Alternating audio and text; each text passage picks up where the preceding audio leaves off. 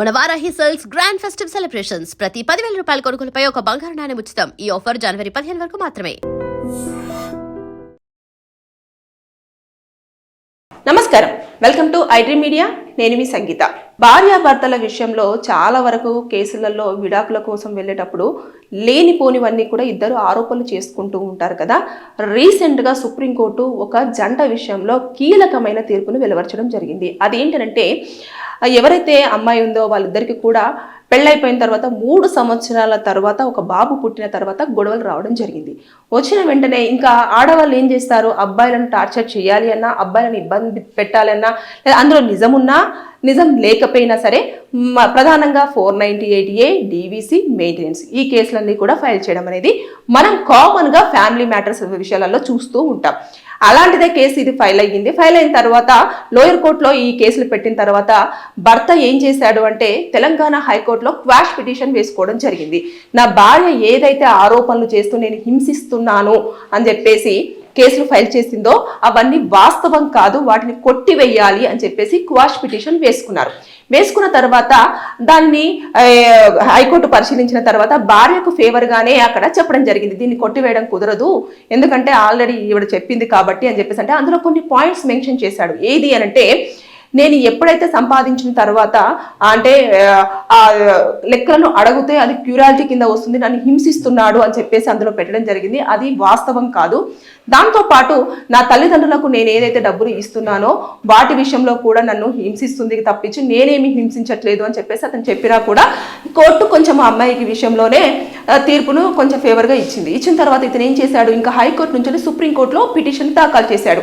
అది మళ్ళీ quash petition అక్కడ వేసుకోవడం జరిగింది. ఇట్లా నా భార్య ఏదైతే క్యూరియాలిటీ కింద పెట్టడం జరిగిందో అదంతా కూడా కేసు కరెక్ట్ కాదు అని చెప్పేసి అతను అక్కడికి వెళ్ళిన తర్వాత అప్పుడు భర్తకి ఫేవర్గానే సుప్రీంకోర్టు అందులో కొన్ని పాయింట్స్ మెన్షన్ చేస్తూ చెప్పడం జరిగింది. అదైతే కేసు ఏదైతే ఉంటుందో దాన్ని కొట్టివేయడం జరిగింది. ఏది అనంటే భర్త సంపాదనలో పిల్లవాడు పుట్టిన తర్వాత కొన్ని ఖర్చులు ఎక్కువగా ఉంటాయి కాబట్టి అతను నెలకు కొన్ని డబ్బులు ఇస్తున్న నేపథ్యంలో ఏ లెక్కలు ఏమవుతున్నాయి, ఎంత ఖర్చు ఎక్కడ చేస్తున్నావు అన్నది క్యూరాలిటీ కింద రాదు. ఎందుకంటే భర్త సంపాదించి నీ చేతిలో పెడుతున్నప్పుడు దాని యొక్క లెక్కలు అడిగే అవకాశం అతనికి ఉంది అని చెప్పేసి స్పష్టం చేసింది.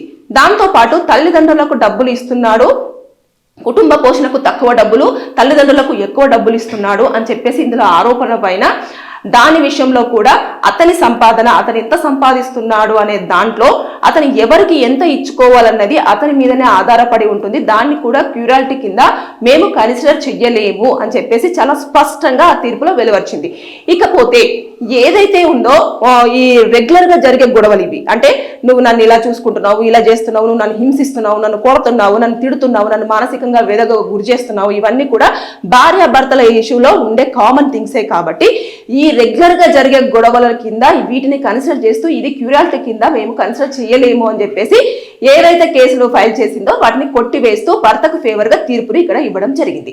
అంటే ఓవరాల్గా చూసుకుంటే ఇక్కడ ఎవరు లాస్ అయినట్టు, ఆ అమ్మాయే లాస్ అయినట్టు.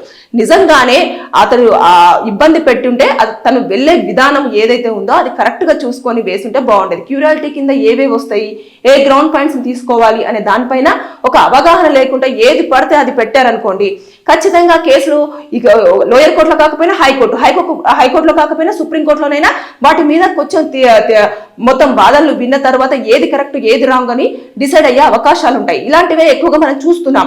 బేసిక్ గా పెళ్ళైన కొన్ని రోజుల్లోనే విడాకుల కోసం రావడం అనేది ఈ మధ్య కాలంలో చూస్తూనే ఉన్నాము, మనము వింటూనే ఉన్నాం. ఇంకా అయితే కోర్టులోనైతే కోకొల్లల కేసులు అయితే విడాకుల కోసం పెళ్ళైన 2 రోజులకే 3 రోజులకే నెల రోజుల్లోనే పెద్ద పెద్దగా కారణాలు కూడా ఏముండవు, చిన్న చిన్న రీజన్స్ వల్లనే విడాకుల కోసం అనేది రావడం జరుగుతుంది. వాటిని అందులో ఎంతవరకు నిజం ఉంది, ఎంతవరకు అసలు అవాస్తవం ఉంది అని చెప్పేసి అనేది పూర్తి స్థాయిలో తెలియకుండానే కేసులు పెట్టేస్తే మాకు న్యాయం జరుగుతుంది అని చెప్పేసి వస్తారు. కానీ వారు కేసు పెట్టినప్పుడు ఎంత స్ట్రాంగ్ గా ఉంటుందో దాని తరువాత ఎవిడెన్సెస్ సబ్మిట్ చేసేటప్పుడు వాళ్ళకు చుక్కలు కనిపిస్తాయి. ఎందుకు అనంటే బోత్ పార్టీస్ కి సంబంధించిన అడ్వకేట్స్ కూడా ఇప్పుడు ఒకటి ఆరోపణ ఎదుర్కొంటున్న వ్యక్తి నాకు ఇది కాదు, నాకు ఇది కావాలి, నేను సబ్మిట్ చేస్తాను అన్నప్పుడు వీళ్ళు దానికి రెస్పాండ్ అవ్వాలి.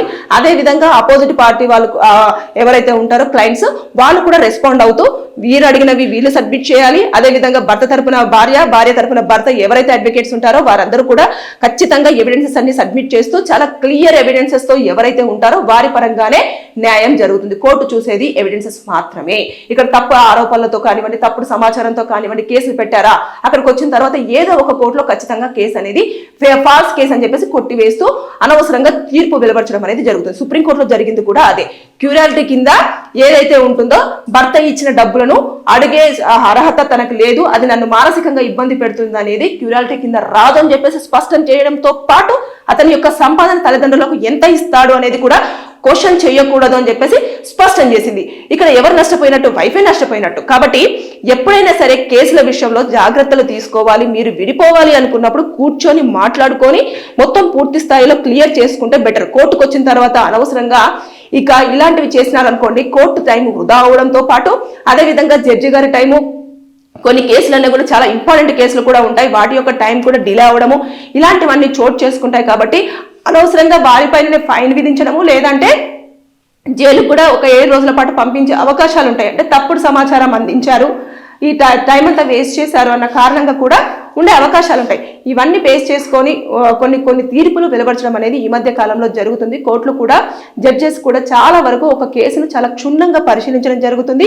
ఏది నిజము ఏది నిజం కాదు అనేది కూడా వారు ఈ కేసులన్నీ కూడా చాలా వరకు చూస్తూ ఉంటే డివోర్స్ కేసులలో 498 కేసులు అయితే చాలా వరకు ఫాల్స్ కేసులు అని చెప్పేసి కోర్టులో హియరింగ్ వచ్చిన తర్వాత తెలుస్తున్నాయి. ఒక 1 year 2 years పోయిన తర్వాత.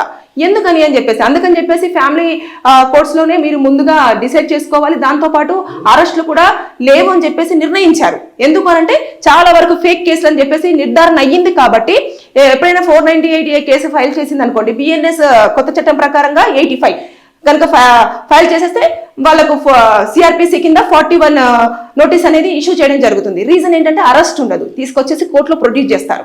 చేసిన తర్వాత అక్కడ వాదనలు వినిపించుకున్న తర్వాత అప్పుడు నిజం ఎంత ఉంది నిజం ఎంత లేదు అని చెప్పేసి కన్సిడర్ చేసిన తర్వాత అప్పుడు ఏ కేసుని ఎలా తీసుకెళ్లాలి, ఎలా ఆర్గ్యుమెంట్స్ నడుస్తాయి, కంటెస్టా లేకపోతే మ్యూచువలా ఇదా ఏంటి అని చెప్పేసి అప్పుడు అక్కడ వాళ్ళు డిసైడ్ చేసుకోవడానికి ఉంటుంది. కొన్ని సందర్భాలలో కాంప్రమైజ్లు ఉంటాయి, తర్వాత ఇలా ఉంటాయి.